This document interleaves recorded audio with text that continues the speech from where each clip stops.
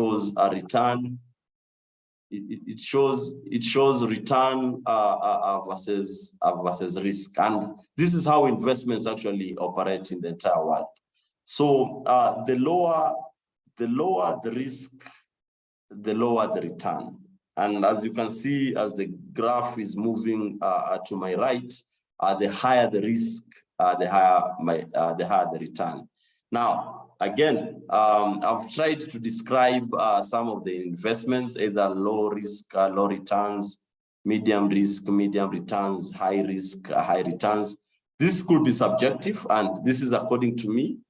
Someone else could categorize these things differently, depending on where they sit or what their perspective in terms of investment is. But I think if you look at it at a layman's person, and we can even explain this, I've just given some examples. So on the low risk, low return side, a savings account is basically a low risk, low return, because all you do is put your money in a savings, you'll earn your 2 or 3% and sit tight, as in the risk is very low. Again, fixed and call deposits, I don't see any huge risks on that side. Of course, the returns won't be that high.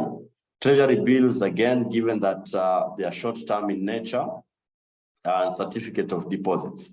On the medium risk and medium returns, I've put treasury bonds. I've put treasury bonds because number one, they're long-term. So if you buy, for example, a 20-year treasury bond, and in 10 years, you need your money. Yes, you can sell that treasury bond, but again, there's a market, there's market volatility. So depending on the price of the bond, that bond could either appreciate or depreciate in value. So there's a risk that you're carrying in terms of time, number one, and in terms of just volatility of the prices.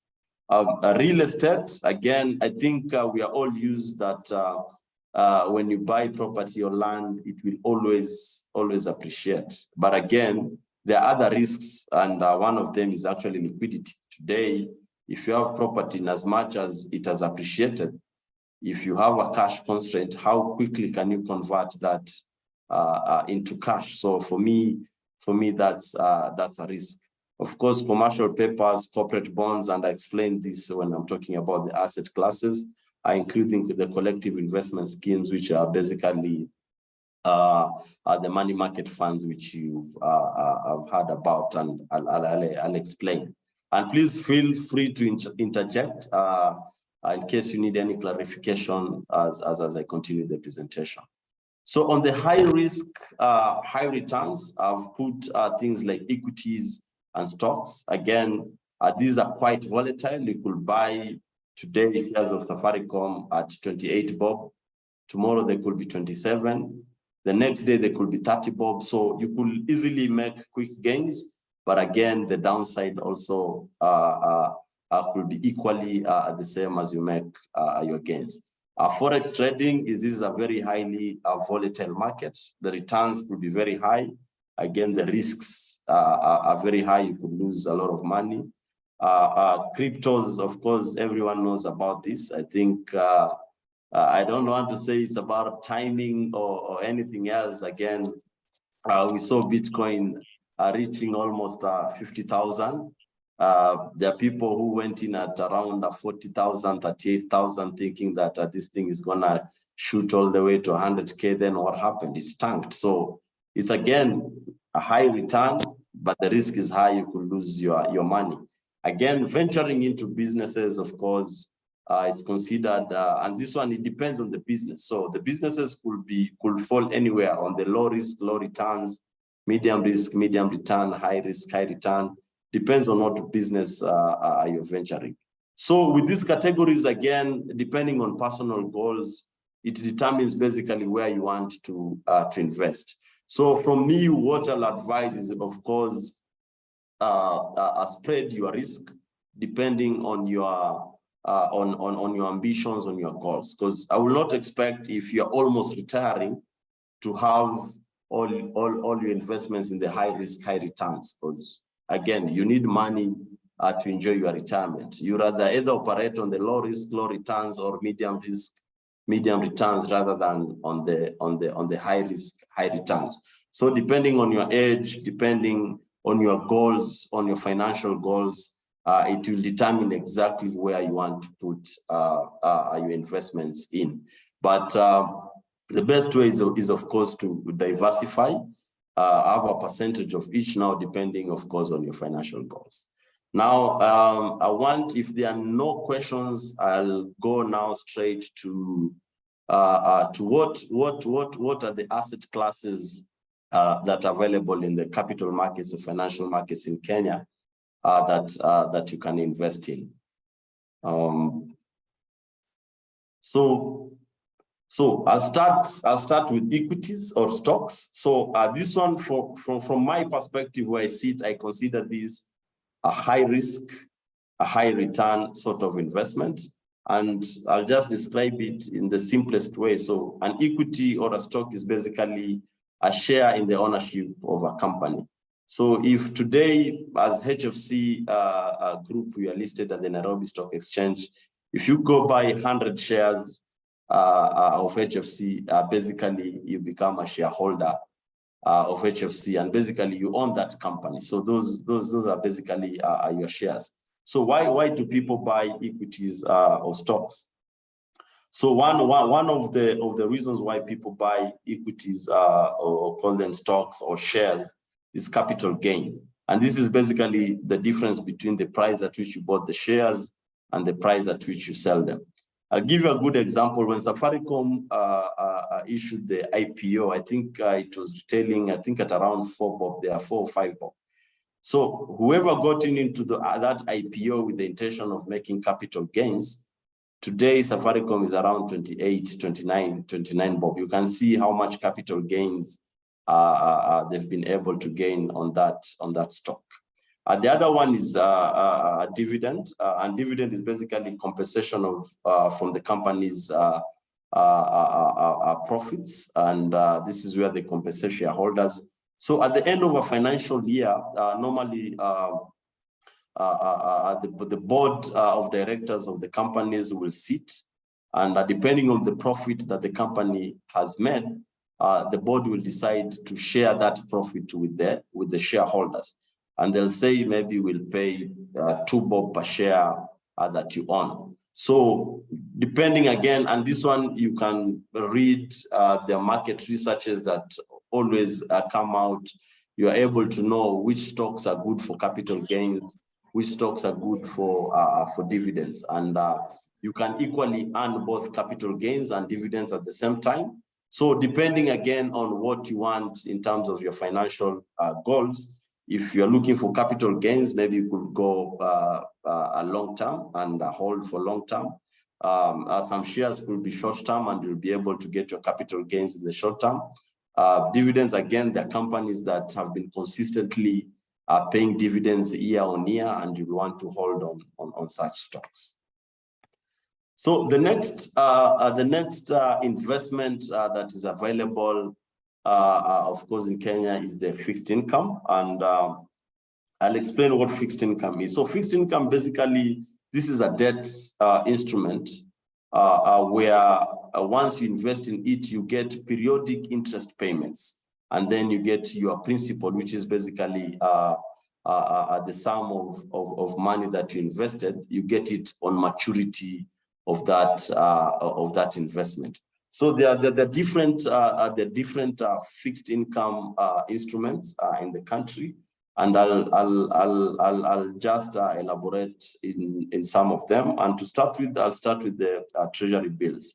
So treasury bills, basically,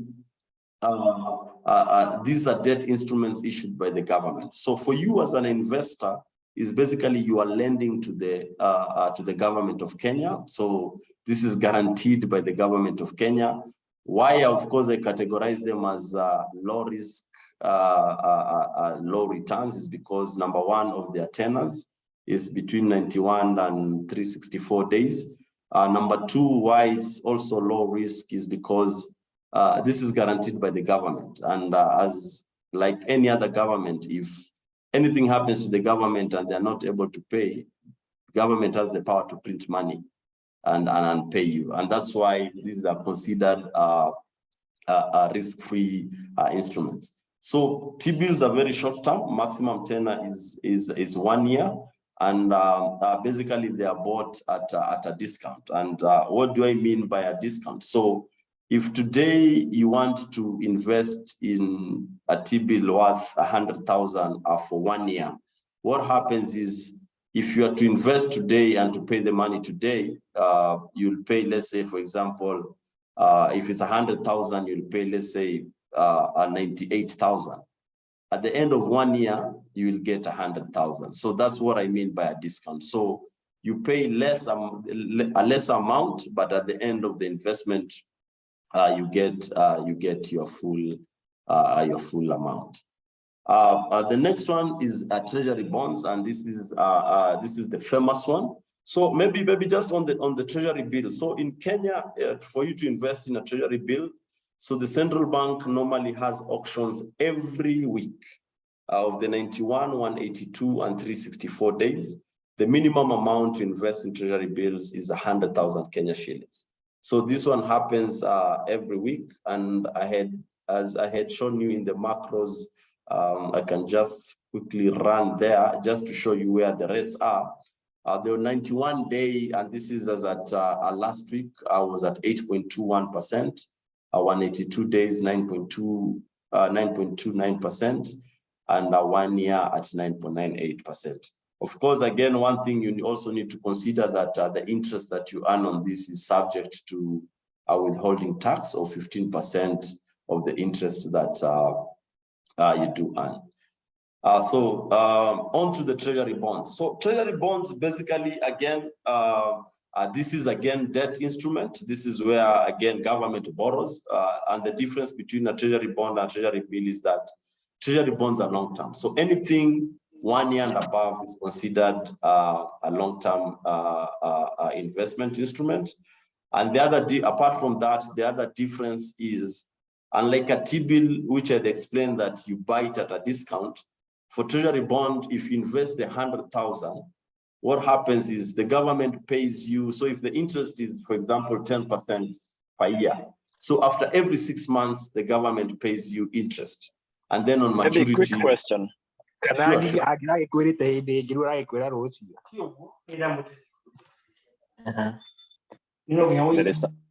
There's somebody who has decided to tell us a story. Let's wait until they are done, then I can ask my question. Okay, so I can go ahead. No, I had yes, a question, Joseph, go ahead. Somebody came in between. No, I had a question. Okay. And it's based on the taxes. You mentioned about the treasury, the TBs. You said it was 15%? Yes. Now, on the 15%, do they get it immediately I cash out, or is it done as a reconciliation of my taxes when I file my taxes at the end of the year? So this one, because it's withholding tax, this is withheld. So what happens is, if you buy a treasury bill, and let me give an example. If you buy a treasury bill for 1 year, worth 100,000. So what happens today, if you invest your money, if your interest is let's say 5,000, what happens today, you will pay 95,000. After 1 year, the government will pay you back 100,000. Correct. But so meaning that your interest is 5,000. Then what they will do, they will hold 15% of that 5,000. So meaning at the end of the year, they're going to charge you 750 bob. So you will get 4,250. So you will invest today 100,000. Then you're going, so you'll invest 100,000, you'll pay 95,000. On maturity, they're going to pay you 90,750,000. So whatever was less the taxes, because I was wondering. Yeah, exactly, less the taxes. So they will withhold that tax, and that is final tax. So you do not have to declare it anywhere, because that is final tax. Oh, you don't have to declare it anywhere. Okay, because that is final tax. Yeah. That's a bummer, because I was thinking maybe it's something you can also compensate in case you made loss in another investment. I was thinking it's something that would cancel at some point, like we do here with capital gains. No, Okay, so for a company, what happens if that is at an individual level? So for a company, when you are doing your taxation, what happens is when you are calculating your taxable income, because this one has already been taxed, so you remove it from the taxable income because it's already been taxed. Okay. Yeah. All right, gotcha. Thank you. Okay, welcome. So, so the next one, I was explaining about the treasury bonds. So treasury bonds are still debt instruments, and I was just explaining the difference between treasury bonds and treasury bills. Number one is the tenure. Treasury bonds are 1 year and above. And in Kenya, we normally call them the benchmark bonds. So we have the 2 years, 5 years, 10 years, 15 years, 20 year, and the 25 year. Now, assuming you want to buy a 2.5 year, so maybe you can check, maybe there will be a 5-year paper issued. So when it has 2.5 years to maturity, it will be considered as a 2.5 year paper. So that's one. So number two, bonds do not operate, you don't pay a discount. So what happens is for bonds, you get your full amount. So if you've invested 100,000 and you're earning 10%, so what happens is the government pays you your interest after every 6 months. So if it's 10 years annualized, that means after 6 months you get 5%, then after the other 6 months you get your other 5%. So it will happen every single year until maturity of the bond, where you get your full principal plus the last interest. So I've used some jargon there, like coupons. Coupon basically means the interest that you're earning on that bond. So that is one. Now, let me explain something. So there's something we call the primary market and the secondary market. So what happens is when the government now, assuming the government wants to borrow money to build a certain road or any infrastructure project, so through the treasury department of through the treasury arm of the government, they will do, of course, their calculation and math and go to central bank and say, I will want to borrow this money to build a dam or a road or any other infrastructure in the country. I want to borrow, for example, for 10 years. So treasury, what will happen is central bank will go to the market and put up a prospectus and say, we are looking to float government bond. So it could be an infrastructure bond or any other bond. And I'll just explain the difference between an infrastructure bond and the other bond. So they will float that to the public and say, we are looking for, and I'll give you an example. Like if you look on my right side, this is actually the current bond offer that the government is looking to raise. So from this, you can see the government is looking for a 2.7 year paper, a 6.7 year, and a 19.1 year paper. So these were paper actually were already issued, but the government is just looking to refinance again through this paper. So you can see those are the tenors. These are the redemption dates, basically the maturity dates for those papers. Now, because these papers are already trading, they even have, this is just a guide. So if you buy the 2.7 year, that means you'll earn 11.77% every single year for the 2.7 years. So for the 19.1 year, if you buy that paper, you will earn 13.44% every single year until that paper matures. So you can see the government is looking for 50 billion. So basically that's an example of a primary market. Now, once the period of sale is done, on the value debts, the people who are successful in terms of bidding, they will pay this money to the government. That is on the 22nd of August this year. Once they pay, what happens now? This paper moves to the secondary market. Now, the secondary market is traded at the Nairobi Stock Securities Exchange. So just for argument's sake, if you are having 1 million worth of the 19.1 year paper, so after 1 year, you are stuck and you really, really need money. There are two things you can do. Either you talk to your bank, so you normally have to have a settling bank. So you talk to your bank, you say, I have this paper.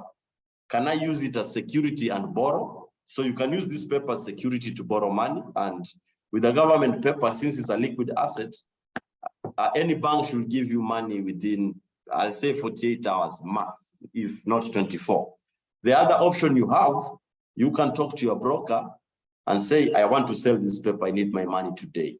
So, and that is what happens in the secondary market. So you can, secondary market has buyers and sellers for all these government instruments. So you can sell it and get your money depending on where the markets are.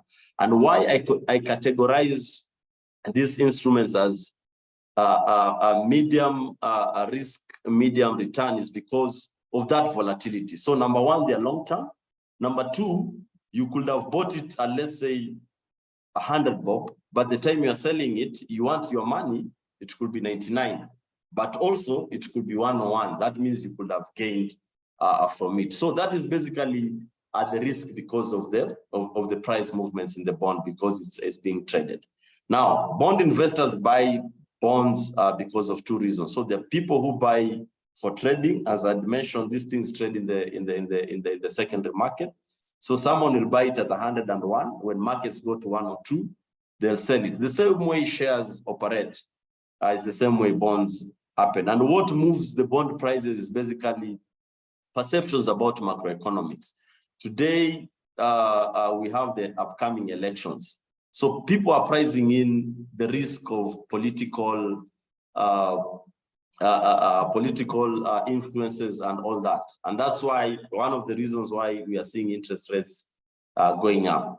Now, bonds work funnily. So as long as interest rates are going up, the price is actually coming down. So if you bought a certain bond, let's say last year, and it was giving you a yield of 12%, and the price was 100, if that bond today is at 13%, the price could be possibly 99. So meaning you are losing on that. So that is on the trading side. But for investors like you, I believe you'll be looking to secure a future in terms of just earning that fixed income. And this is what we call now to hold to maturity. Your intention is to hold that bond to maturity. You'll only sell it when you are in an emergency or in need of cash. Or if you really don't want to sell it and you just have a short-term problem, you can just go to your bank and tell them, I have this bond, please give me some cash for 3 months, then I'll sort it out and I continue holding my bond. So when you hold that bond to maturity, you don't need to worry about the volatility in the prices. So if you buy the 19.1 years, you will earn that 13.44% up to the end of maturity of that bond. So wherever prices go, you really don't have to worry about that. So I don't know if there are any questions about the bonds. So basically, that's how the bonds operate. So maybe I can move on now to the next one. So there's something called the Eurobonds, and I'm sure most of you have heard it. And the Eurobonds does not mean these are bonds that are denominated in the euro currency. No. So this is just a financial term that is used in the financial markets, in the international financial markets. And what it means basically is a bond issued in a currency other than the domestic currency. Now, Kenya, we've issued a few Euro bonds out there, and they're in dollar terms. And I'm sure you're aware, we have many African countries that have issued the same. I think in Africa, we have over 100 billion issuances in Euro bonds.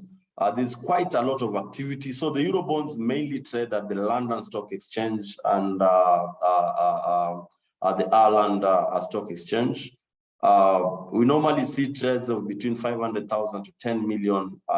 This is per name. So if I as HFC, if I go trade in Euro bonds, the minimum lot sizes are normally 200,000, and they go all the way up to 10 million. So you'll find one counterparty trading up to $10 million or even more. So it's one of the highly volatile markets because there are many counterparties. The average returns, and these are the interest rates, are around 6.56%. This is on average. If you're into trading, they go as high as, we saw the Kenyan Euro bonds, I think, hit 21% in the last month. they've come down to around 15, 16%. And this is because of just sentiments about the next government that is going to come in and all that. But if your intention is to hold to maturity, again, as I had mentioned, you don't have to worry about the trading side. So in Africa, we have many sovereign debts. You have Angola, Egypt, Ethiopia, Gabon, Ghana. So all these countries have issued Eurobonds. So I'll just briefly talk specifically about the Kenyan Eurobonds. The outstanding amount is currently 7.1 billion US dollars with a weighted average coupon of 7.24%. So imagine earning 7.24% on the dollar. I think this is a good yield. And as you can see there, those are the different Eurobonds that Kenya has issued. At the highest earning 8.25. But again, if you look at the maturity date, this is a very long dated paper. It's maturing in 2048. But again, the good thing, as I mentioned, with the bonds, there's the secondary market. So if you buy this paper in 10 years, if you need your dollars back, all you just need to do is sell it. But now you just need to be cognizant at the point you're selling, you could either make more money or lose a bit of money depending on the prices. So basically that's on the treasury bills and on the treasury bonds. Quick question. Yes. On a quick snapshot, maybe the last 10 years, maybe 15 years, what has been the trend of the bonds in terms of gaining and losing? And this is just so we can get just an idea of what would happen if you had, let's say, a paper of 20 and you cashed out at 10. I just wanted to have a graph like you had shown before, what the trend has been probably in the last 10 years. So there are normally cycles always in an economy, and I'll say in the before, let's say, and I'll talk maybe after the last election. So what happens? Interest rates had gone up. So yes, they started again going down immediately after the elections. And I think that's why we saw our central bank rate even being cut all the way up to 7%. Now, when the interest rates are going down, that means the bond value gains because they're inversely related in terms of price and the yield. Negative correlation. Yeah. Exactly. Now that whatever is happening in the world, the inflationary pressures because of the geopolitical tensions, we have the upcoming elections, what is happening is interest rates are going up. Now, if interest rates are going up, that means price is going down. So if you are holding a paper and you need to cash it out today, of course, you will lose a bit of your capital gains. But what you will not lose is the coupon, which is basically your interest. So if the paper was earning you 13%, if you decide to hold that paper if it's a 20-year paper and you hold it for 2 years, for those 2 years, you'll still earn your 13%. But at the time you are exiting now, depending on where prices are, that's where now the issue comes in now. And that's where I categorize them as medium risk and low risk returns. And as I mentioned, for individual investors, most of them will want to hold to earn that coupon. The trading bit now is left to banks, to fund managers. So that's what we do for the banks. Sometimes we'll enter into bonds for trading purposes, and not so we'll have a book where we hold it to maturity to earn the interest. We'll have a book purposely for trading. So you take a view on interest rates. Like today, I can say, let me buy bonds now. I think they've reached their peak. The long-term papers are at 14%. If elections go well, we might see rates start dropping. Then I start profit taking from those bonds. So again, it depends with what you want as an investor. But I believe most individual investors, for them, they're looking to earn at the interest rate. And I'll give you a scenario. Today, if you have $1 million and someone asks you, where do you invest that? Assuming you want to invest long-term. If you look at the last infrastructure bond, now infrastructure bonds are actually interest-free.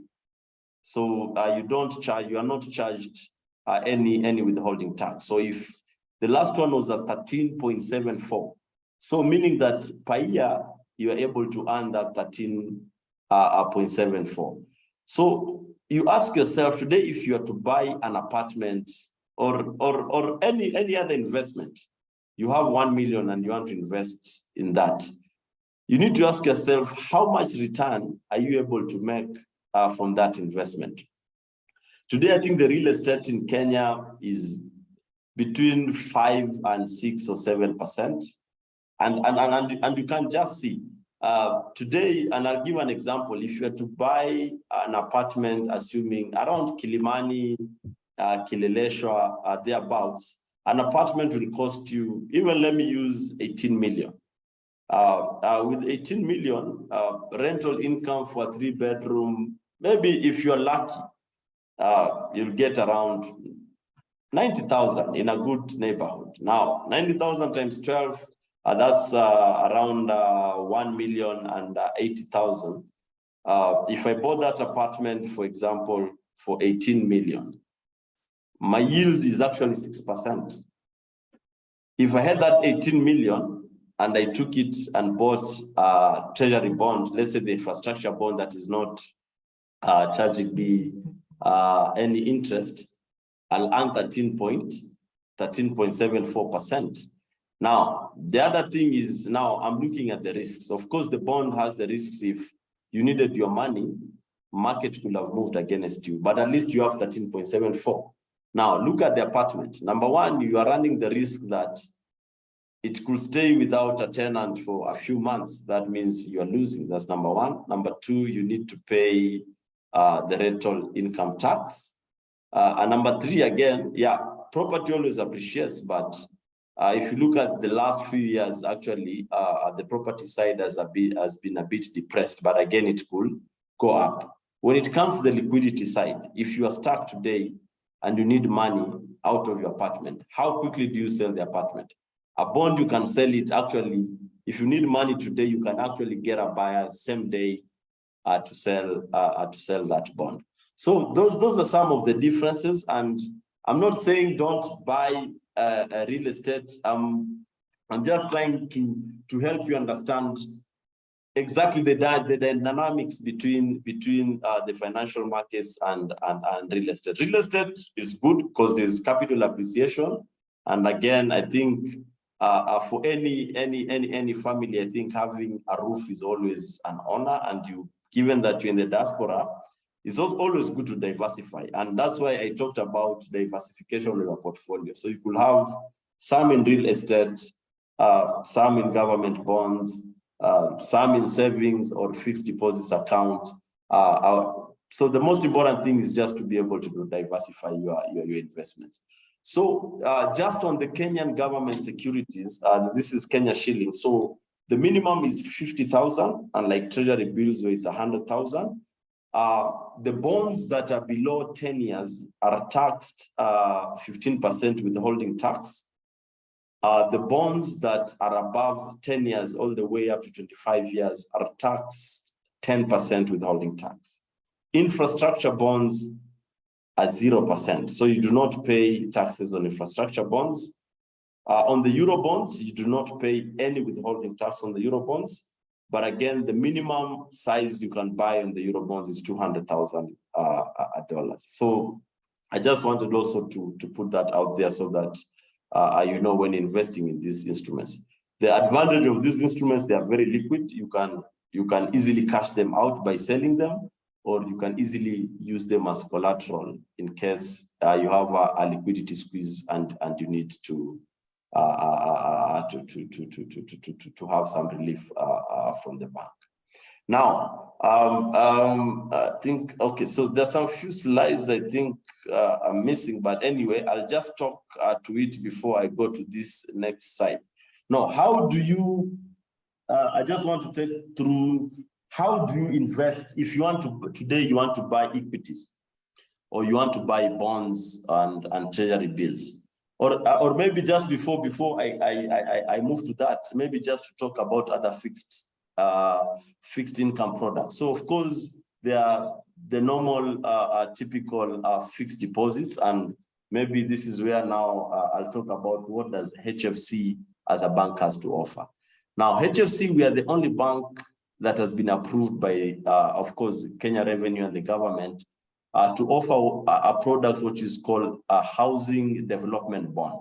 So this is basically a fixed deposit where you are able to save and earn a high interest rates, but paying a withholding tax of 10% instead of 15%.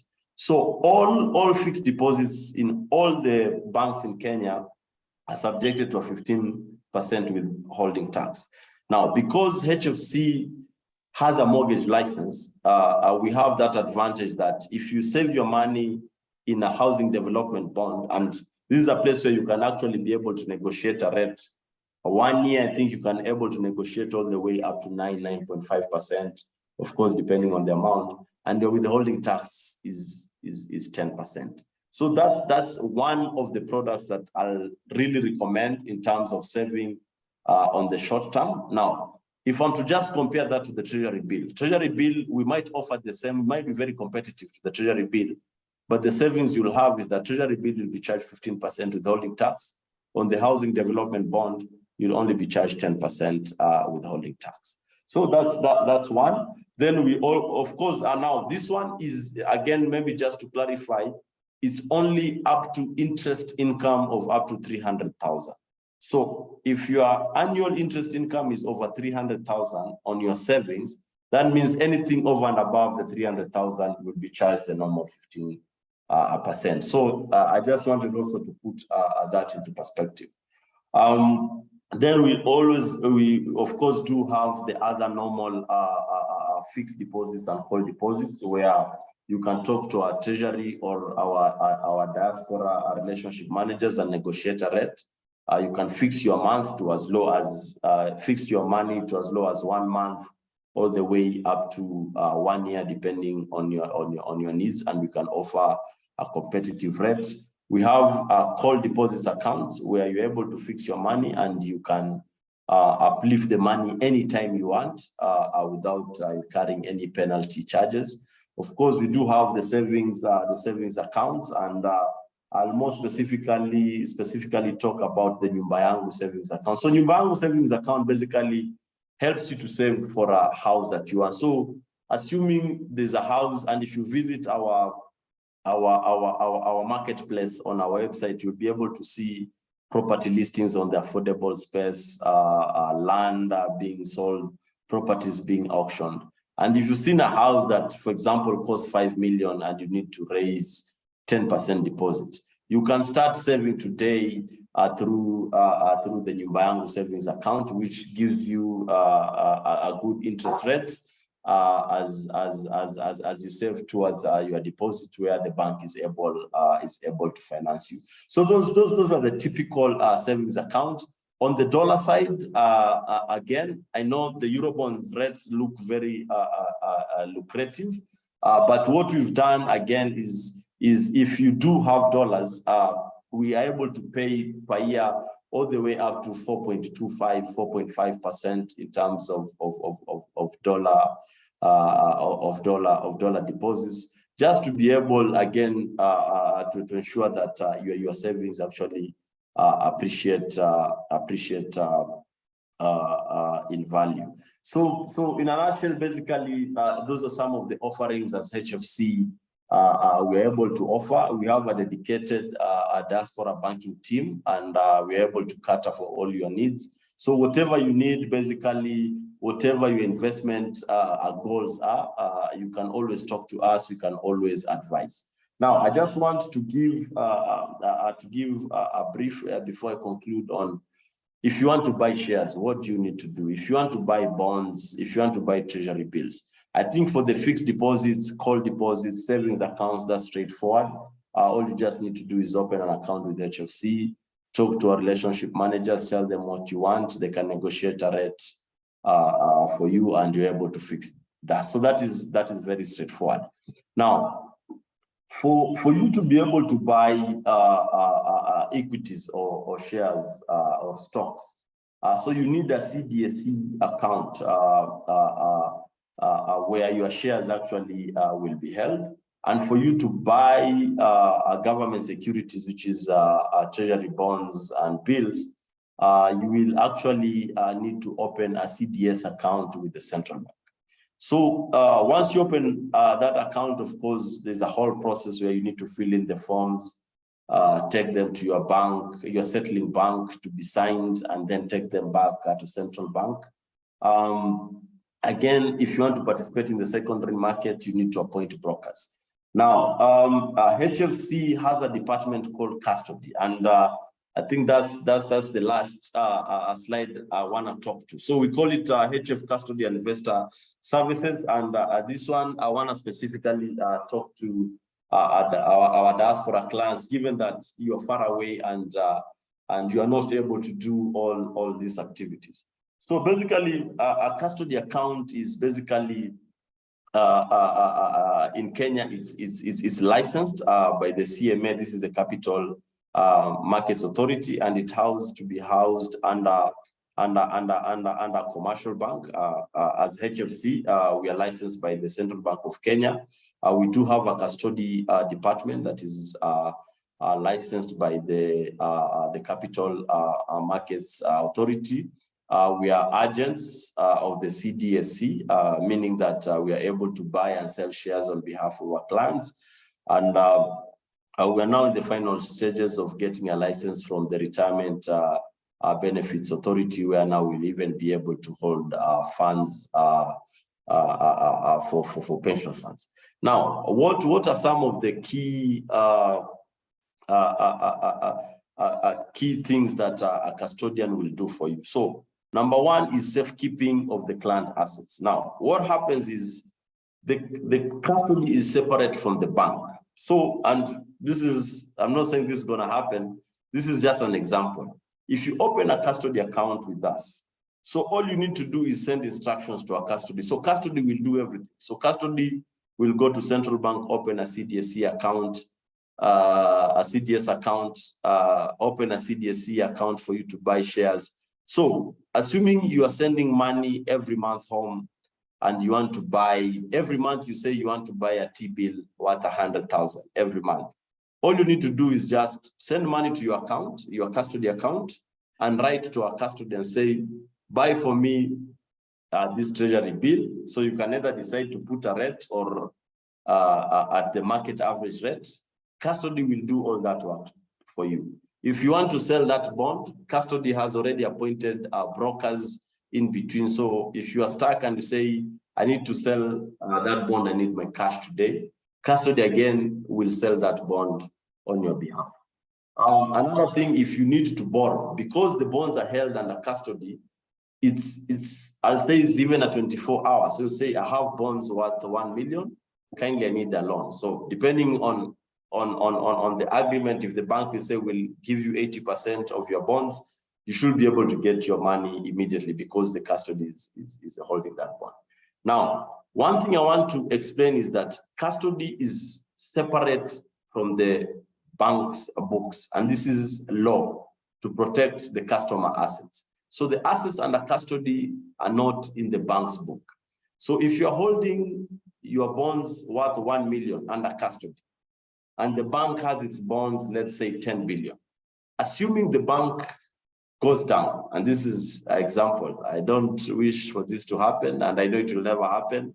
We are a strong bank, and this is just for example, assuming HFC goes down, custody assets are held separately from the bank's books. And this is law because the job of custody is safekeeping of client assets. So they are not recorded in the bank's book. They are recorded separately out of the bank books, and your assets are always safe with a custodian. So the job of a custodian basically is safekeeping of client assets, trade settlement. So buying and selling of shares, fixed income, money market instruments. So if you have money under custody, if you want to invest anything, all you need to do is tell custody to do it for you. So basically, custody becomes, it's like someone you've employed to work for you. So you tell them, hey, buy for me, I need to buy. So you go negotiate, say, I want to buy Safaricom shares at 28. Custody is going to place that order for you. Once it's filled, they'll just let you know your order has been filled. We'll take your money and buy your shares and keep the shares safe for you. If you want to buy a bond in the primary, you just inform custody. I need to buy 1 million of this 5-year bond. My rate is 12%. Please buy it for me. Custody will go and buy it for you. So basically, that is the job of a custodian. So in terms, if you want to put money in a fixed deposit, you can negotiate a rate with any bank, and custody will ensure that they've settled that. Now, remember, again, if you've invested in financial assets, you have interest income come through the coupon payments from bonds. If the shares are paying you dividends, custody is there also to collect all those dividends and put them in your account on your behalf. Of course, record keeping and reporting. So every month you'll get a report of your entire portfolio with even valuation. So even if you're holding a bond to maturity, it will even value it for you with our custodial system to show you, yes, you have this bond, you are earning 13%. Today, if you are to sell it, you will lose X amount. Or if today, if you are to sell it, you will gain X amount. Same thing for shares. You are holding Safaricom shares, you bought them at 28 bob. Today, they are 29. It will show you, if you sell them today, you are gaining at this month. So basically, that's the job of a custodian. The only thing that a custodian does not do is they are not an investment advisor, and they cannot advise a customer on what to buy or what to sell. So, and I want to link two things here. So custody's job is just safekeeping and acting on instructions. Now, I'll bring the other department, which is basically treasury. So treasury in a bank, basically we handle all the investments, and we price our customers, and we can be basically your advisors, and we can always advise you. There's this upcoming bond. This is where we think the rest are. You as a customer now, you can tell us, my goal is to earn 12%. We can tell you there's this bond that earns 12%. It has X number of years to maturity. Do you think this is good for you? If it's good for you, once you confirm, you tell your custody to buy it on your behalf. So I just wanted to just bring that out, that a custody department, their job is just to safekeeping and just act on your instructions. So what are the requirements for you to open a custodial account? So number one, of course, you must be our client, and this is because of KYC, know your customer regulations. Then the other thing is we have a custodial agreement, and of course, you just need to issue us instructions, letting us know that you've appointed us as a custodian. Once you do that, HFC now will open for you a cash account. So your cash account is basically where you send the funds. Now, once the funds are there now, it's for you now to tell us, I want this money in a fixed deposit. I want this money to buy Safaricom shares. I want this money to buy a treasury bills, either 3 months, 6 months, or whatever financial investment you want to do. And as treasury team, you can always call our treasury department to get advice, to have market briefs that we send to our clients just to read. We'll create and maintain a portfolio account for you in our custody system. So on a monthly basis, you'll be receiving statements about your portfolio, how it's doing. And of course, now we'll be able to settle the trades on your behalf. As I mentioned, through our custody, as long as you're a custodial client, we can provide market information, what's happening in the market, what bonds are on offer, what's happening in the shares market. We'll process all your payments, cash movements, wherever you want the cash. If you want to pay someone out the bank, our custody is able to do that. Just also to elaborate, in terms of the fees that we charge through our custodial accounts. So for the safekeeping is 0.15% per annum. So this is not per month, this is per year. And maybe just to put it into perspective, assuming you have assets around, just for argument's sake, let's say you have assets around 10 million. your charge is only 1,500. But you don't have the hassle to appoint brokers and all that. So custody does all this for you. So then whenever you want to invest, let's say in bonds, we charge 1,000 per transaction. For shares, it's free because there's normally a brokerage fee, which the brokers charge. So on our side, we do not charge. And for bonds, now we'll always collect all your coupons. Now for Eurobonds, because you need a Euroclear account to clear, so we normally use another custodial services, which are based in Mauritius. And for this one, there's a high charge. And again, if you look at the charge of $75 per transaction, if you look at the minimum amount, which is $200,000, again, it still makes sense in terms of business and being able to earn those transactions. Then the other charges will be applicable as per the bank tariff in terms of RTGS and Swift charges. So today, if you have a custody account, you need to pay someone in another bank. You'll be charged according to the bank's tariff. So I think that's it from me. And maybe one last thing which I had promised to talk about is our mobile banking app. I wish I had planned earlier. I will have presented here. So we have I'll say state-of-the-art mobile banking app called HFWiz, where you are able to actually do so many things in terms of checking your balances. You are able to transfer cash. And I always give an example today, and I think I tried this when I was in the US.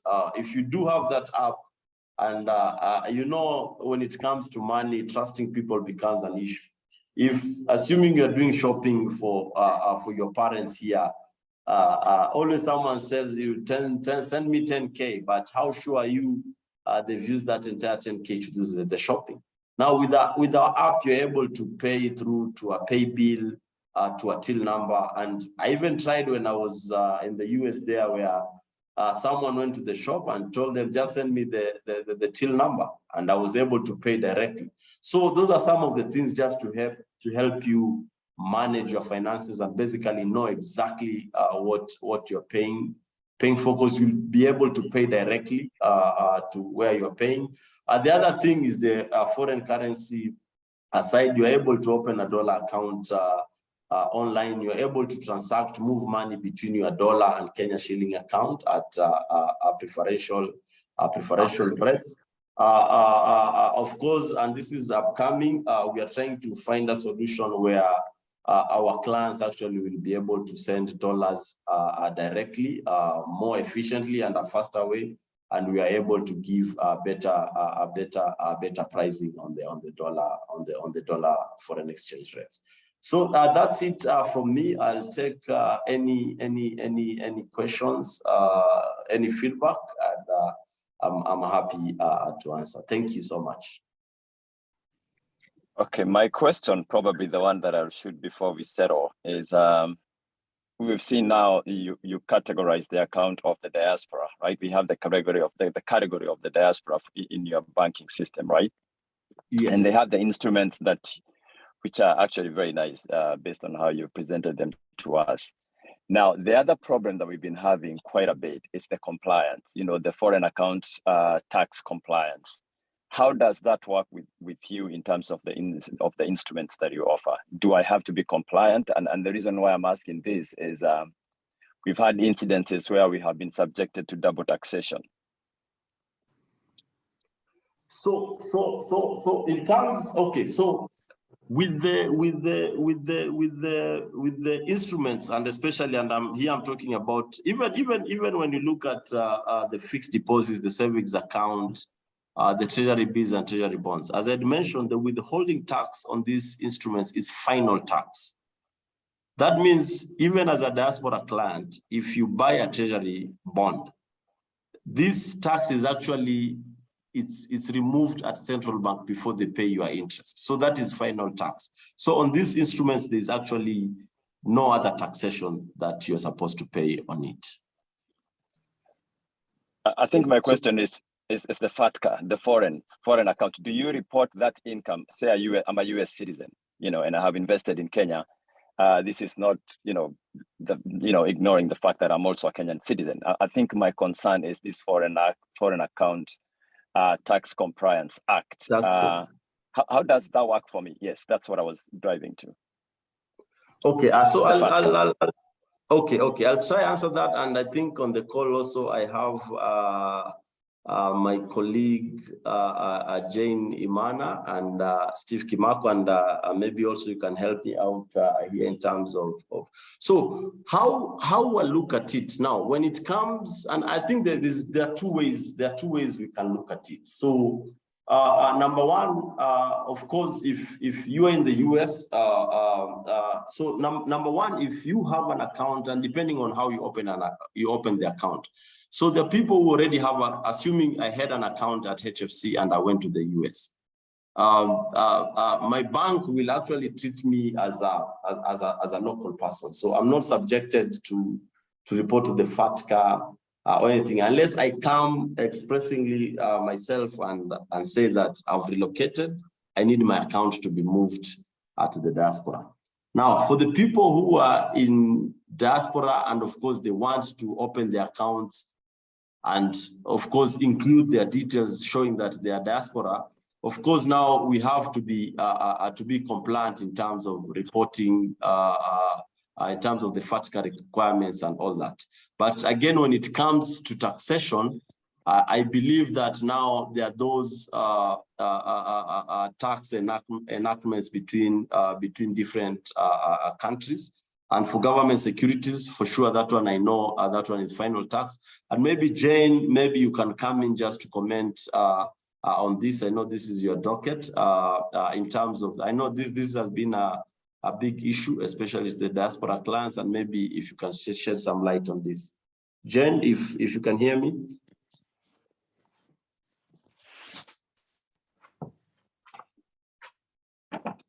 Thank you, Chikove, and thank you to the participants today. Can you hear me? Yes, we can. So just to also add on to what Chikove said, I just want to say that as a financial institution, we are required to comply to FATCA regulations. And what I would say to our individual investors is that as HFC, we will handle all matters, investments and banking solutions. However, for purposes of being compliant with FATCA requirements, I would advise that you actually speak to a tax advisor. But yes, to confirm that as a financial institution, we are required to comply. So when I open the account, I'll need to complete a W-9 with you? Yes, you need to. Okay.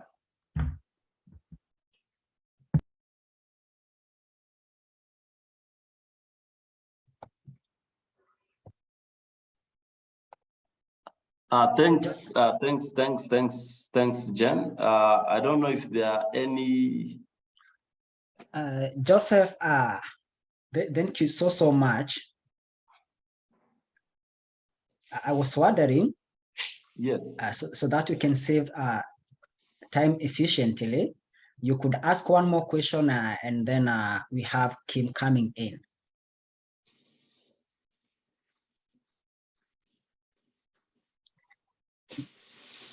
Okay, I got one question.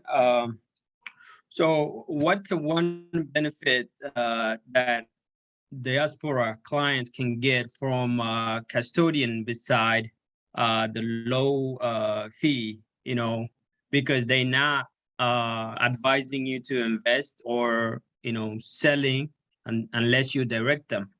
So why can't they, find their brokerage who understands how the money works, and they advise them to when to sell and then when to buy instead of using custodians? What's the difference? Can you? Okay, thanks. So just to explain the difference. So the custodian job is basically safekeeping. Yeah. So and I'll just give an example. So assuming you go directly and open a CDS account with the central bank, that's one. Number two, you'll also need to appoint brokers. So once you appoint brokers, what happens is, for the primary market, that is straightforward because you just go directly to central bank and do your bidding. Now, if you need to sell your bond, that means you need to give. It's the same thing actually. You need to give an order to your brokers to find a buyer for your bond, and once they are able to find a buyer, you will need to talk to your settling bank to be able to settle that trade for you. So a custodian comes in to ease that process, because for you, you just issue instructions at one place and that's it. On the other side, you need to talk to your broker. After talking to your broker, you need to talk to your settling bank, and some settling banks actually will charge you, apart from being charged brokerage fees, some settling banks will actually charge you for doing that transaction. Now, with a custodian, it really helps you to have your entire portfolio in one place. The other thing, assuming you want to buy shares and you want to buy government securities, so you need to open a CDS account at central bank. You need to look for another broker to be able to open a CDSC account for your shares. So basically, you need to be talking to a lot of different people for you to be able to do your investments or offload your investments. With a custodian, all you need to talk to is your custodian. So you just need to tell your custodian, I need to buy HFC shares at this rate. Then they will talk to the brokers on your behalf. When the deal is done, they'll settle for you. If you need to sell those shares, you just tell them, I want to sell these shares at this rate. They will talk to the brokers. If the deal is done, settle everything on behalf. Same thing for the bond side. If you need to buy a bond, you just tell them, I'm looking for this bond at this rate. They will do that. Now, the other advantage, because custodians are housed under a commercial bank, again, now through the Treasury Department. Now, Treasury Department is always in the market in terms of getting better foreign exchange rates, in terms of getting better prices for Treasury bills and Treasury bonds. We can easily partner with our Treasury Department in terms of even giving you insights, what's happening in the market. This month or this week, these are the Treasury bills auctions that are coming. We can even give a view and say, we think rates are going to come out at this level. So that's the value add basically we are giving. On top of that is that we'll be able even to give you now reports of a consolidated portfolio with valuations of where your portfolio is. This other side now, if you go it now, your side, of course, it still work, but you have to go check where prices are, calculate where is your portfolio and all that. Again, when it comes to borrowing, now, if you already have a portfolio under custodian because it's housed under bank and you need some relief in terms of cash, you can easily, again, talk to your custodian and tell them, I need to borrow at least 50% or 80% of my portfolio to relieve some cash. So those are the added advantages of using a custodian compared to going direct.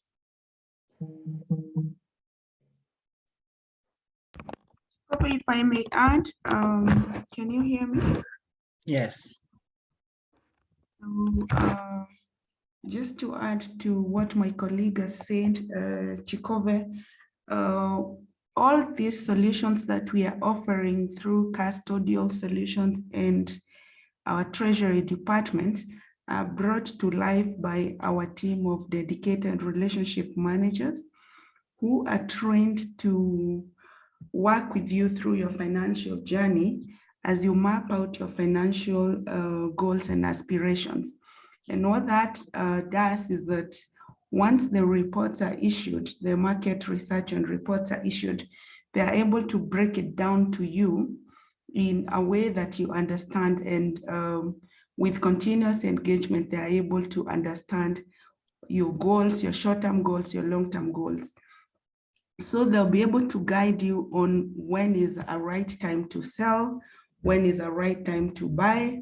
They'll be able to be the person on the ground to look out for the macroeconomic that support your goal.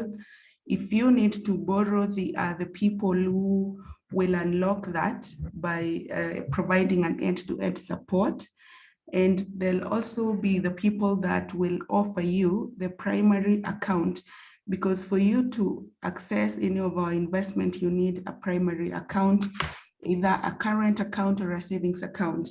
And what we've done is we have a specialized account for our diaspora client that has zero ledger fees for as long as you maintain a minimum balance of $50 or 50,000 shillings. So with that, you're able then to move money either to our housing development bond or to the equities or to the treasury bills and bonds. And so to your question, why we shouldn't offer the advice on when to buy or when to sell, there's a solution to that. The relationship manager will be able to support you, and they'll be able to work with you and give you the insights that you need to take those critical decisions.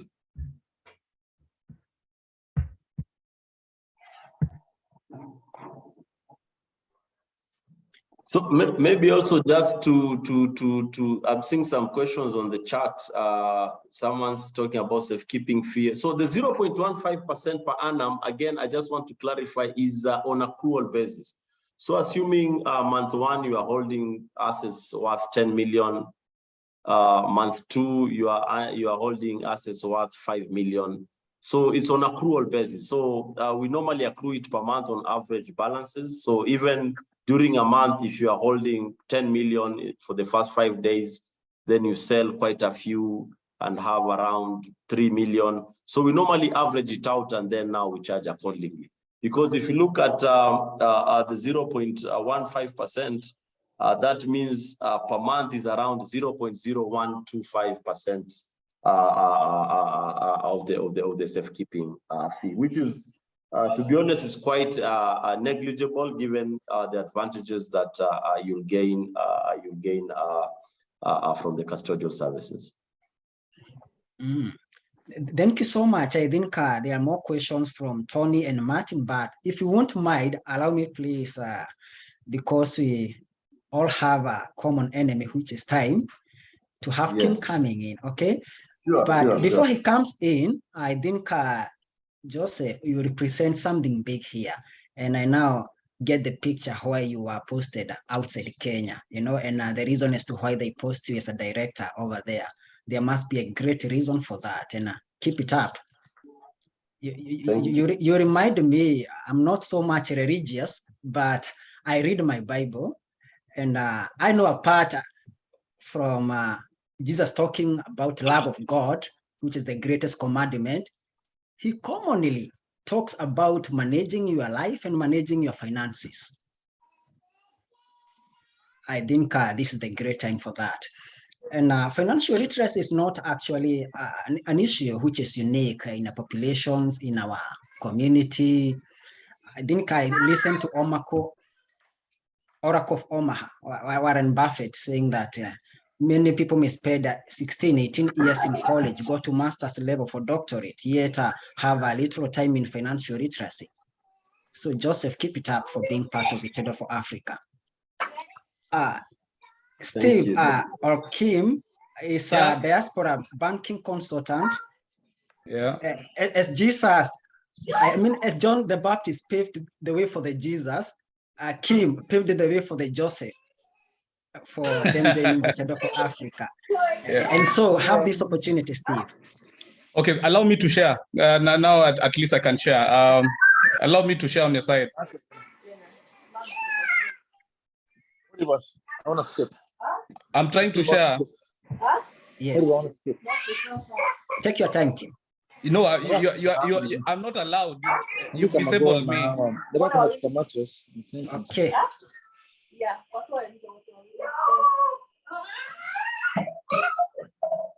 Can you please mute the guys who are in the background so we can at least Sure. It's Simon Jogu. You can mute Simon. Simon, okay. Please, if you can hear us, good. Geoffrey, if you can hear us, you can make Steve the co-host so that he can share. Yes, I did. Thank you so much. I don't know how long is his presentation, so that we can keep a lot of people there. Yeah, this is the thing. I know a lot of people have questions, and we thought it wise that as Kim presents, you could be posting the questions over there so that our director Joseph and his team could be seeing the questions. And after Kim is done in a while, please Kim, then we can have an interactive sessions and we close the session. I think actually Solomon, we need to just please. do 10 minutes and move on, because I think Joseph has touched everything in terms of investment that we wanted to touch, but I just want to learn maybe the plan and just speak to us and say, then how do we get there? What are the opportunities? And maybe I will start from where Sebastian, and I heard your question, for reasons beyond us, you can, and being that we are now in a presentation, there's some things that we are unable to address, but Sebastian, if you want to open an account, please see me. I'll be able to address that aspect. I'll tell you, ways how we can go about it, and any other person who's affected by the tax issues. We can see how we can go about it. We'll be able to address mainly based on the advice that we've gotten so far from the tax experts here. But then let me just talk about us. The whole essence of listening to Joseph is basically to try and show us where do we take our money, where do we make our money. An interesting research was done a while ago, and it said basically out of 100 people at retirement, and retirement in this case will be 65 years and above, at least 49 will be dependent on their family and charity, 29 will be dead, 12 will be broke, 5 will be working, 4 will be financially independent, and 1 will be rich. I can only see like 4 guys who at least, at 65, we all want to be at least over the 5 guys, at least 4 who will be financially independent and rich. Financially independence means you have enough passive income. Passive income means that you do not have to go to work. And the money that you're earning from your assets can actually help you sustain your lifestyle. That is basically what financial independence means. But then there's this other person we call rich. And then this rich person not only does he support himself and his lifestyle, he also supports many other people's lifestyles. This is a guy that in the Bible we are told he will leave his wealth for 4 generations to come. And so you can see, based on how we live our life, it's very, very hard to really achieve what we all want to be. You can see only 5% at least get to where we would like to be. And generally why?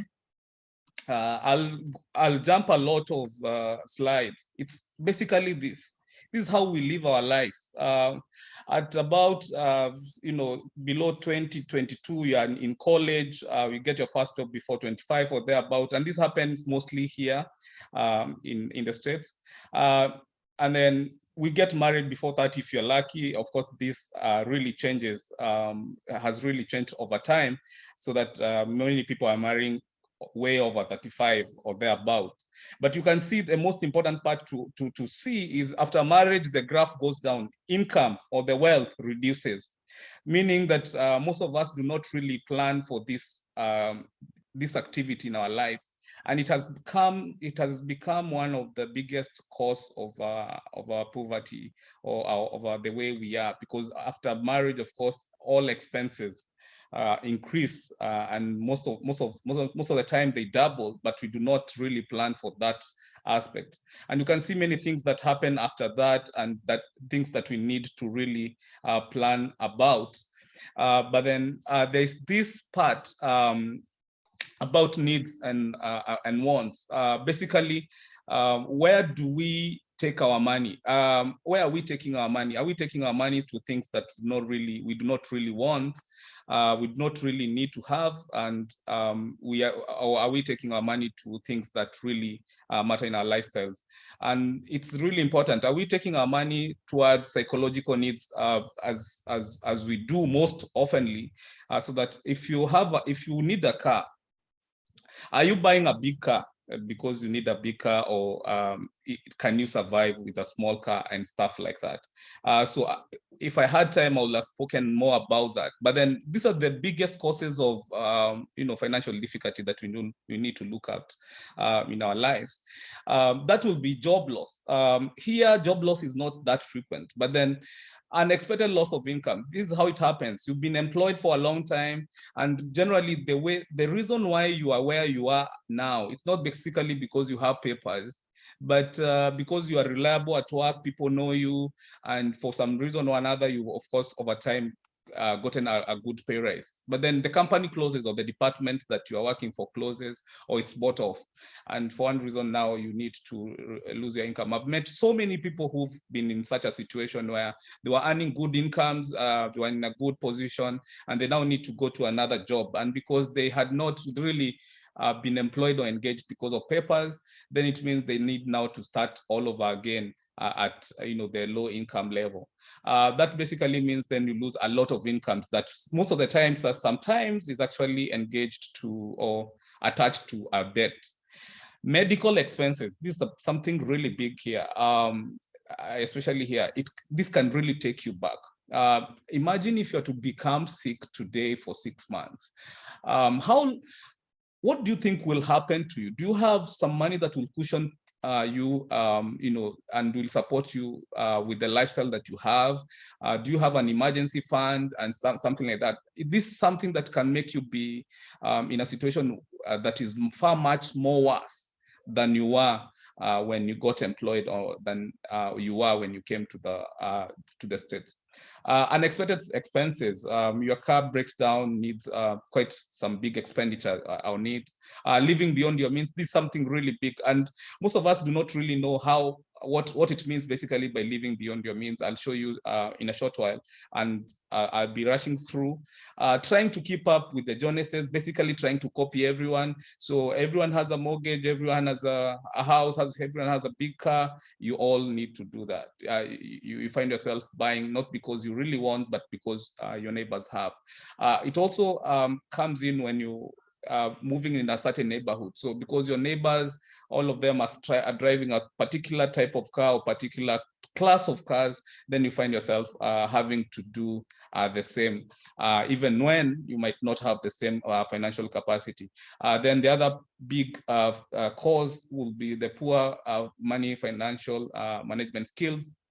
Basically, and this is why you need to have a lot of financial literacy, and you need to keep updating yourself on how you need to manage your expenses. What do you need? Where do you need to put your money? Which kind of debts you need to avoid? What money do you need to borrow? And when you borrow, what do you do with that kind of money? So this is an ongoing conversation that you need to have every other time. Rising in inflation, this is something really big. They actually say your 1,000 today is much more than your 1,000 tomorrow. So you need to really know where your money is every now and then. And basically, we say our biggest cause of poverty will be buying things we do not need with money that we do not have to please people we do not like. This basically means you're buying things that you might not really need. For example, you might not need a big house, you just need a house, or you just need a car to take you from point A to B. But then you are doing that with money that you do not have. Basically, you're going to the bank to borrow for that kind of expenditure. And then, of course, that means then you're doing all that to please people you might not like, and people who will talk about you when things, as they say, say shit hit the fan.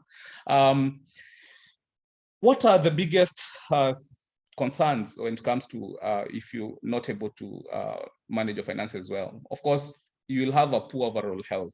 That generally will come in. And of course, your job performance will not really be good, because it basically means you will hate your employer because they're not increasing your pay as fast as the cost of expenditure or expenses or your cost for lifestyle is increasing every other month. So of course, with time, you feel bored, you need new places to work, you need more jobs, you need more hours, and you get worn out. We've seen financial problems being the biggest causes of divorce and such such activities in our families, basically because we've been unable to really manage our finances. Depression, drug and substance abuse, and of course, especially with men, increased suicide rates. I'll talk about this in depth because this generally speaks to most of us, how we are currently living our life. And this is basically someone who was asking, where do I save? How do I get the money to save? Now, Joseph has talked to us about many things, about the bonds, about the stocks, but where do we get this money? If you're living this kind of lifestyle, your rent is up there, your food is up there, your transport, and there are many things not in this particular tabulation. So where do you get your money to save? And this is a big problem, and this is a big question. I know Sebastian also will agree with me. That's the first question people will ask when they get to him. They wonder where they will get the money to save. And savings and investments is the only way you can grow your wealth. And basically that is what Joseph was talking about. But then where do you get that money to save and invest? If this kind of life that you're living in, and if you had more time, we'll have talked to that. But then the best way to think about it, if your mortgage, I've seen many people here, 45% of their salary or their incomes goes towards mortgage, for example. So basically it means from month 1 up to about April, you are working for your house. Then May and June, you work for your food. July, August, you work for your car loan and other car loans.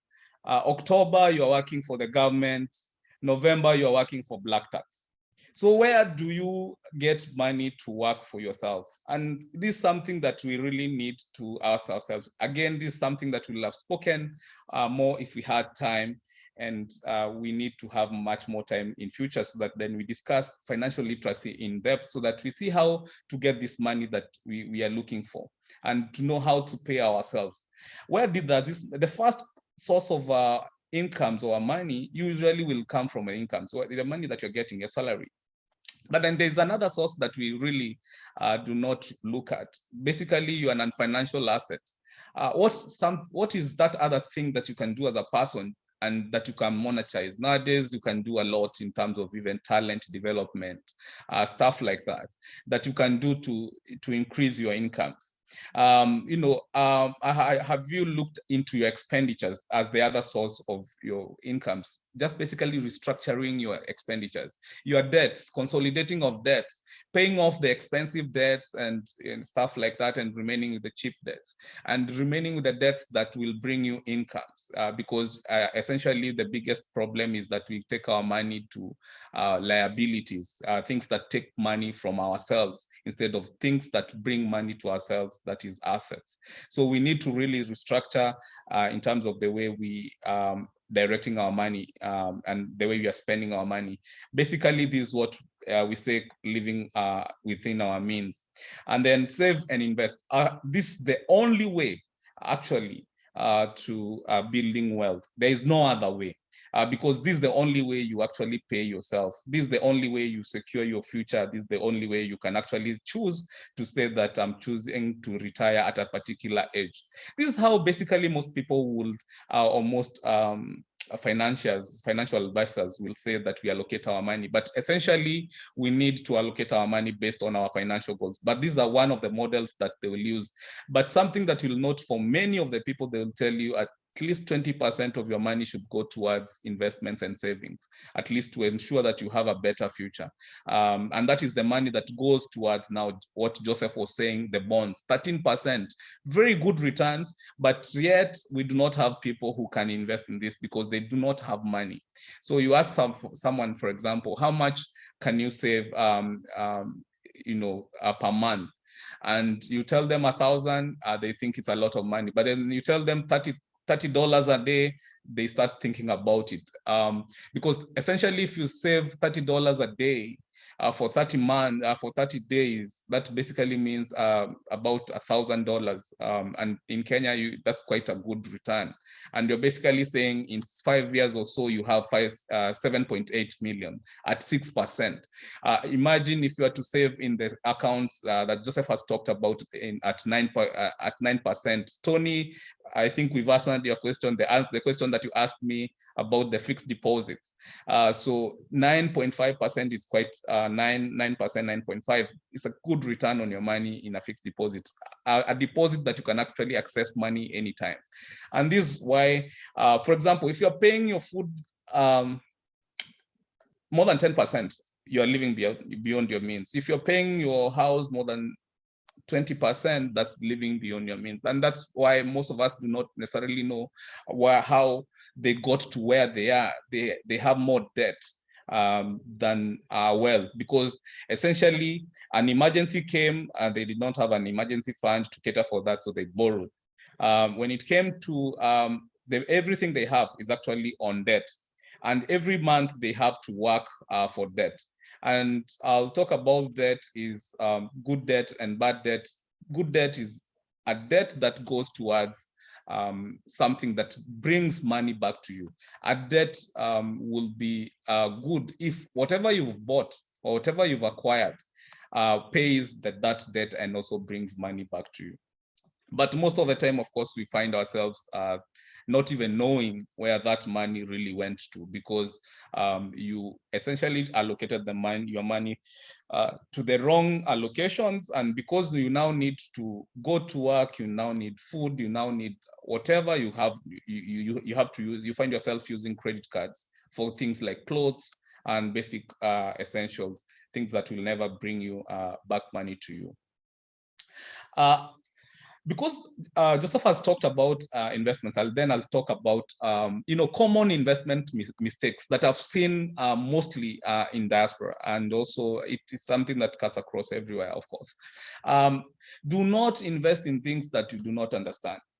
I went to Boston a month ago, just under a month ago, and I talked to some few people who are really investors who are really frustrated because they invested a lot of their money in Bitcoins, and you know what is happening there.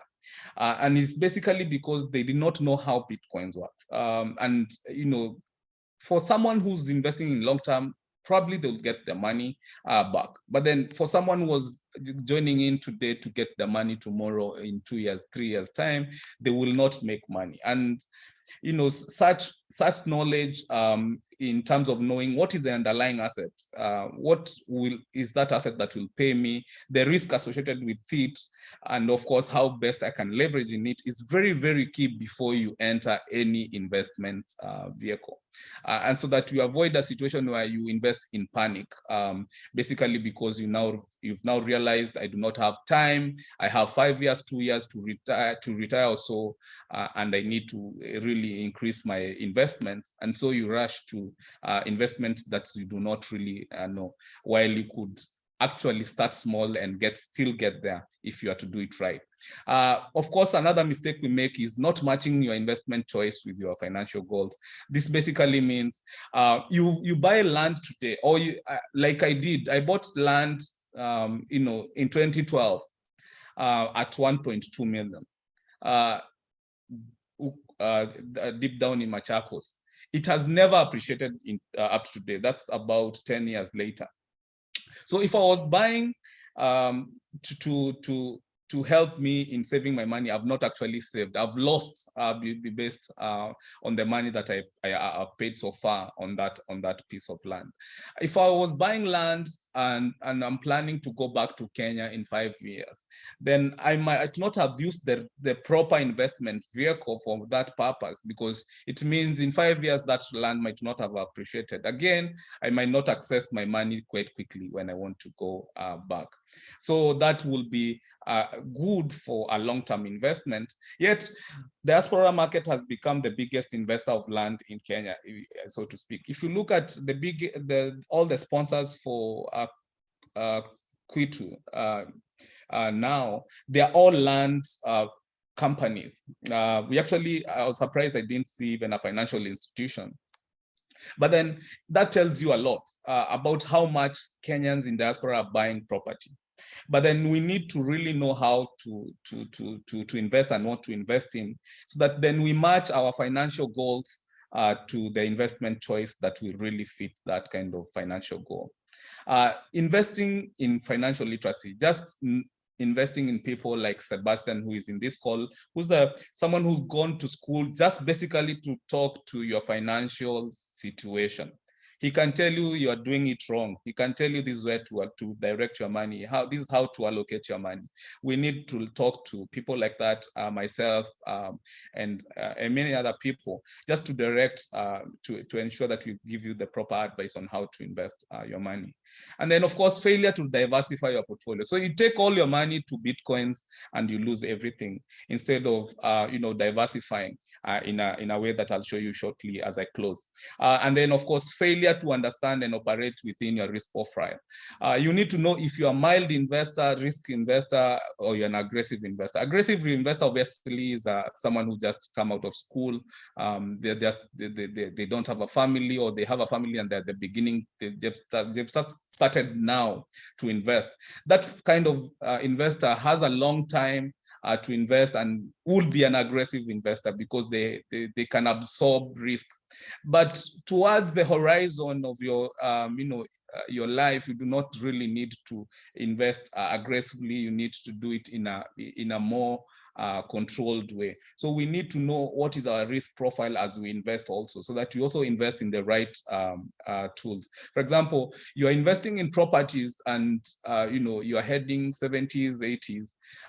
That will not be ideal, because you should, at that particular age, you should be directing you should be liquidating. Most of your assets should be in liquid form, in ways that you can actually access. And you need more cash flow, or you need more cash than you will need the asset itself. Failure, of course, timing the market. This is something people do. I've seen most people try to do, especially the ones that think they want to do it in a smart way. I would say leave this to professional analysts. The information Joseph has today and what he's talked about today, it's not something that he's just gotten. He's just woken up and he knows where to get the information. It's something that he's done for 10 years, for 15, 20 years. And so for you to come in and decide, now I need to learn this graph, how it operates, and invest and try to make money out of it, and being that you do not have time, I can assure you, you're basically planning to fail. And the best way is to just invest as just someone, as a layman. If you're a layman, just invest as a layman. And if you want to really go professional, then use a professional, not yourself.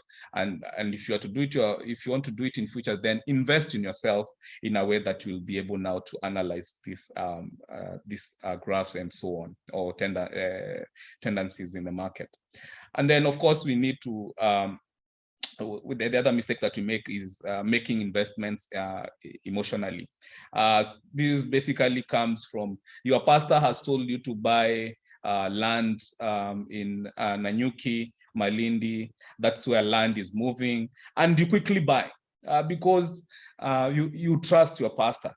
Your father has told you the neighbor is selling his land and you need to take that opportunity. These are some of the things that we hear quite often, especially us here in diaspora.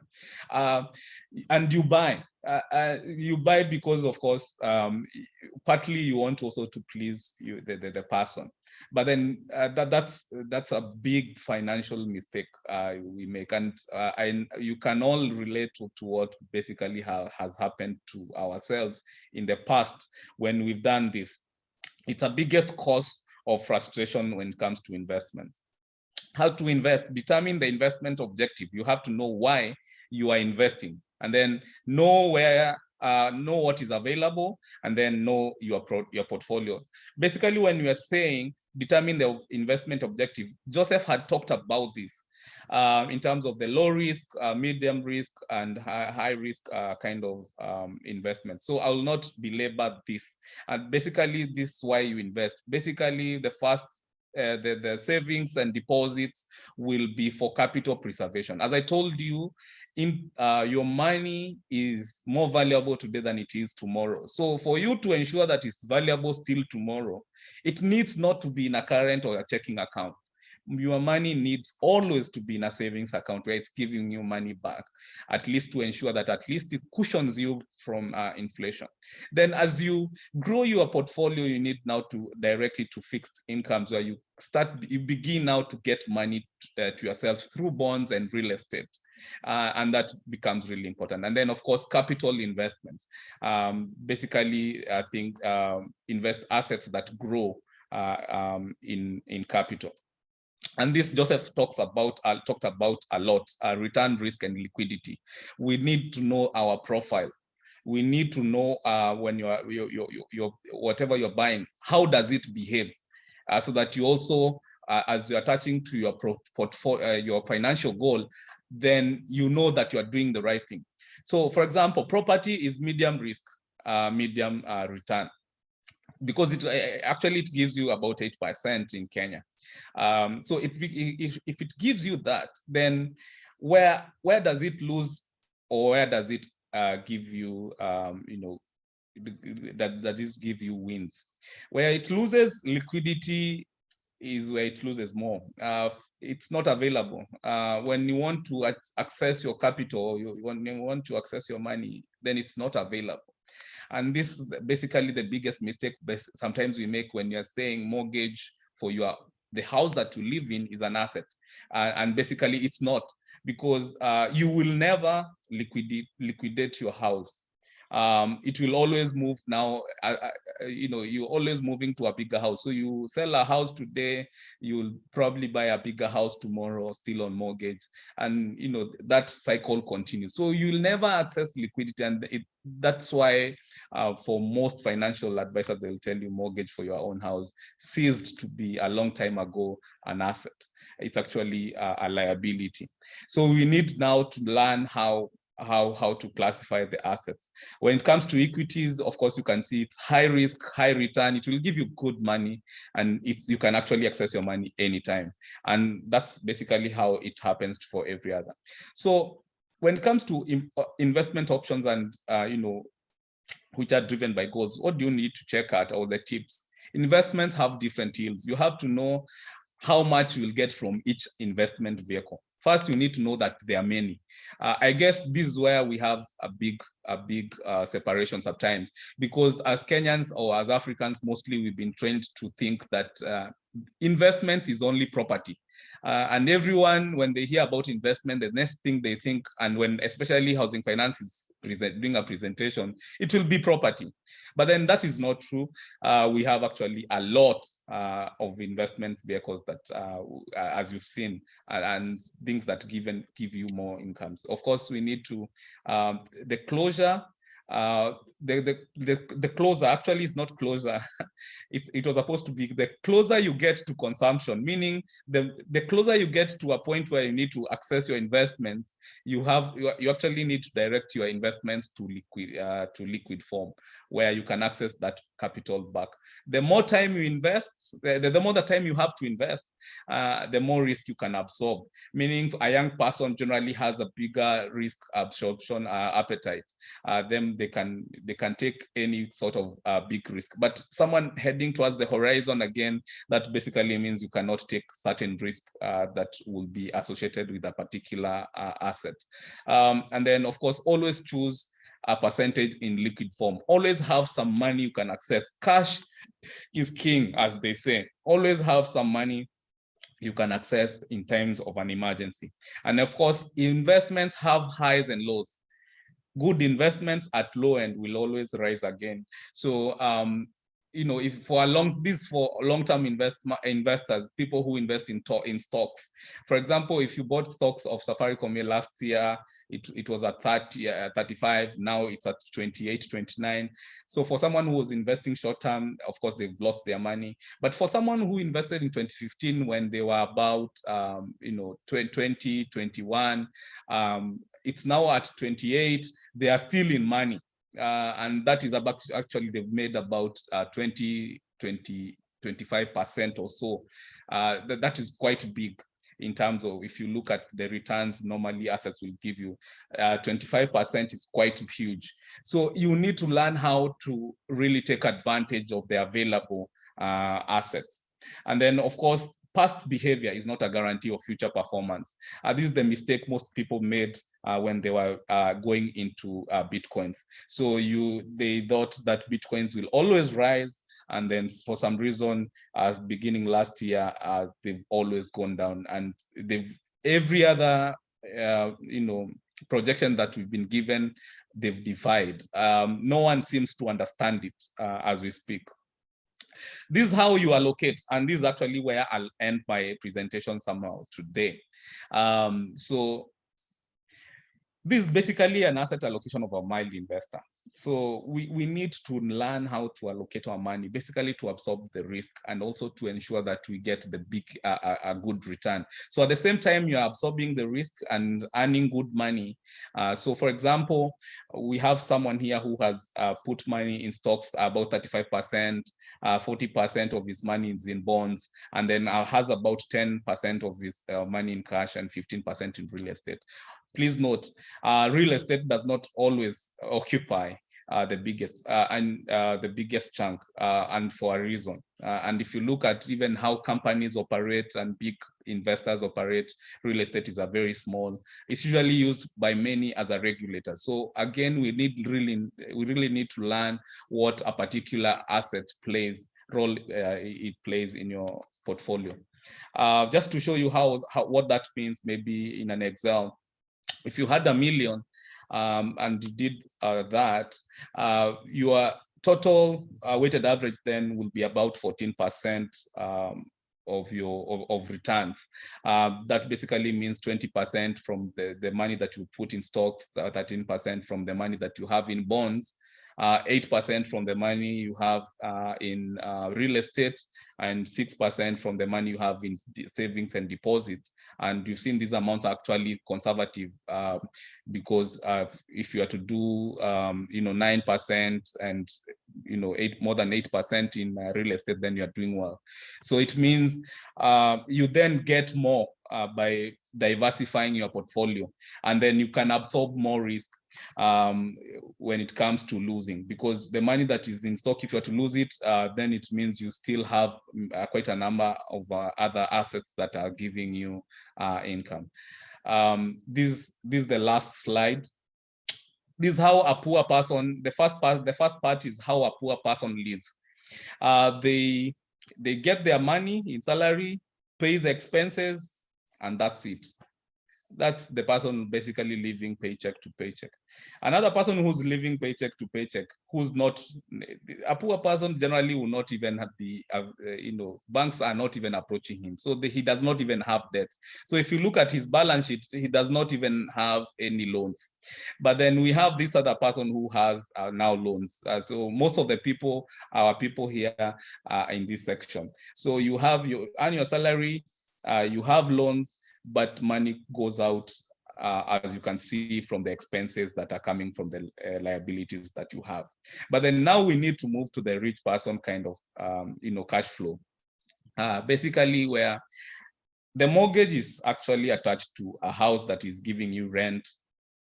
Consumer loans have probably gone to things that are giving you money, and over time you've built assets like stocks, bonds, and you have intellectual property like many people who are now doing YouTube and stuff like that. They will get a lot of money in form of intellectual property, and you can see not only are they getting their money now, even salary has gone out. So it means this kind of person is not actually even now working. His assets are now working for him because they are giving him income in form of rent, dividend, interest, and royalties. And that's actually where we need to be. That's basically my presentation. If I had more time, we'll have done it properly so that at least we all understand where and our money is going, where we need to get this money that we need to invest in proper investment vehicles. Because my dear friends, the only way to get rich and to get wealthy and to get out of debt is basically to invest and save. Thank you, Solomon. Maybe just to acknowledge, I think because I did not start the presentation earlier, I have Jane. Jane is actually my boss in Nairobi. Jane is the one who spoke, was introduced by Joseph. She's the head of personal banking and diaspora in Nairobi. So basically, she's the one who's spearheading the whole transformation of diaspora and trying to understand this diaspora market so that at least we penetrate and we give value to the diaspora market in a much better way. And this is basically what she would have told you if she had enough time to tell you. She would have told you that you have access to seasoned investment specialists, people who can advise you a phone call away. I'm actually here in diaspora, so you can call me anytime, and we give you enough investments conversations. And of course, we are going to be, as you've seen, most of the guys who I have contacts for, you've been seeing a lot of information that we are producing and we are giving you just to ensure that you always are in knowledge in terms of what is happening in the market, what you can do to take advantage of that. And then, of course, we give you negotiable exchange rates. Basically, as you take your dollar home, it gives you better, more money or more value back at home. Then, of course, ability to operate account in major currencies. Of course, for us, it will be the USD. We also have very many products with tax rebates, as Joseph told you, the HDB, Housing Development Bond, that gives you a withholding tax of 10% instead of 10. We also have the Nyumba savings product that basically also gives you tax rebates again, that will help you to grow your savings. And then, of course, Joseph talked about this, especially the Whiz, HF Whiz, which has actually won a lot of awards back at home. And then, of course, 24-hour customer service connection. You can actually talk to any customer service dedicated person, and then access to affordable array of properties.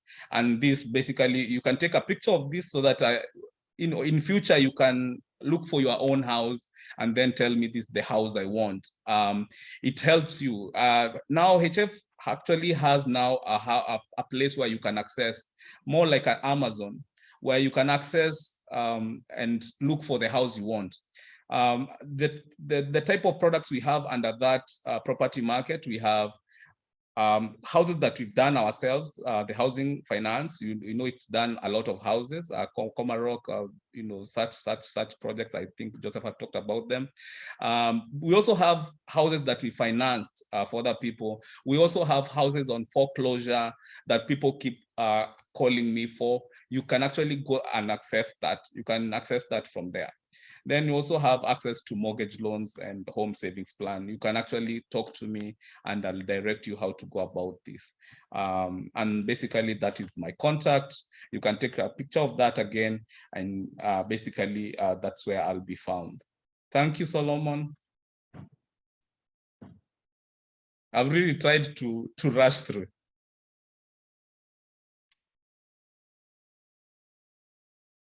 You're muted, Solomon. Okay, perfect. Thank you so much, Kim. It's been a pleasure for you to share your knowledge with us. Of course, many of us, or rather most of us, never learned the financial literacy in school, and so having HFC on the platform is quite legendary for us. At this moment, I think we don't have much time, and I want to be friend time. I have always wanted to be a friend of time.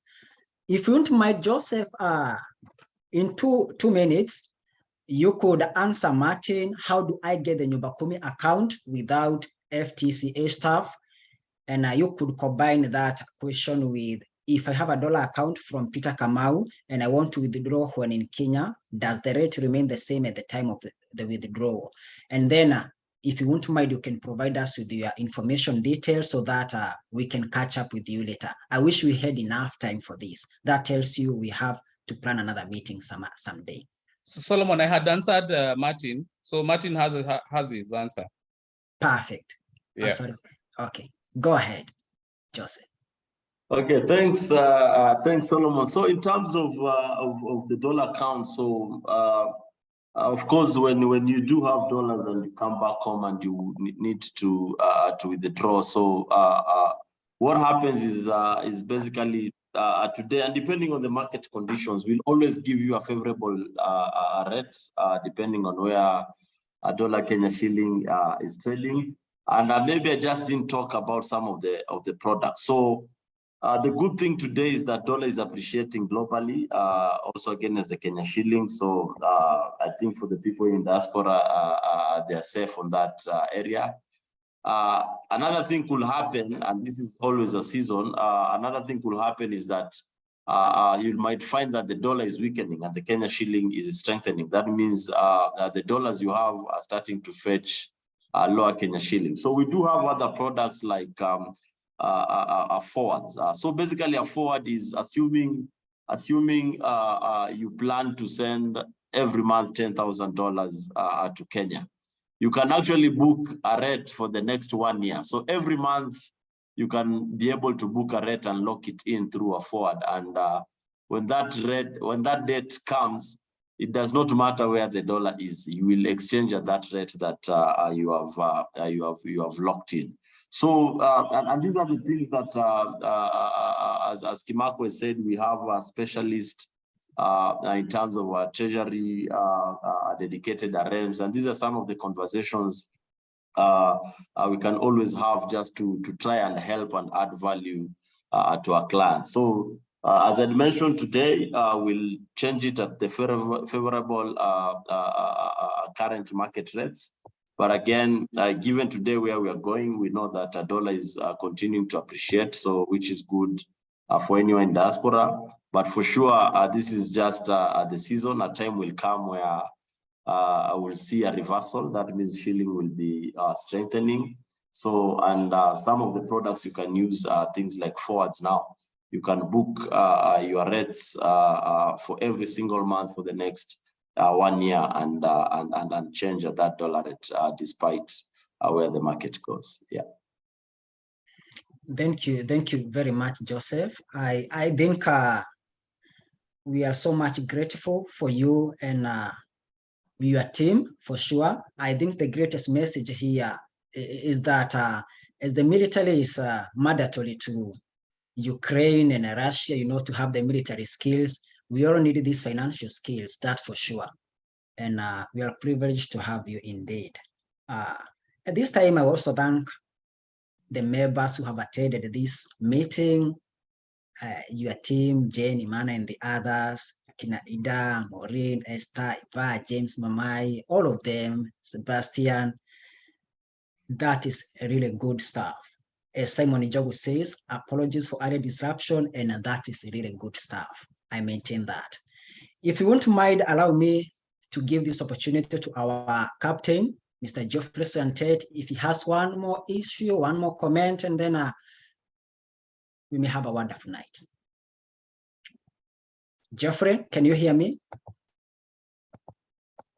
Yeah, thank you so much, everyone. I appreciate that great information, and hope that we can be able to meet again and continue with the conversation. I believe everybody has been fed with the right information, and I'm sure that we can be able to utilize it so that our future can be better. Thank you so much, and thank you, Solomon, for the presentation. Thank you, everybody. And all I wish is a good night. Joseph, Yeah, I thank hope you. you tell our Thank guys you. to vote wisely, man. Okay. Thank you, everyone, for attending, and wish you all a good night. And for the people in Kenya, good morning. Thank you, Joseph. Steve. I know you are suffering and you are just about to go to work. So thank you for coming. Jane, thank you for attending. We'll have more like this. It's a great sacrifice for you guys. What's the time there? 4, 5? It's 4:45 a.m. now. Wow. Keep it up, bro. That's a great sacrifice, and I know you're going to have to work in the morning. So thank you so much, and we appreciate for the sacrifice. Yes. Okay, thanks. Cheers. Take care. All right. Bye. Okay. Bye. Bye-bye. Thank you.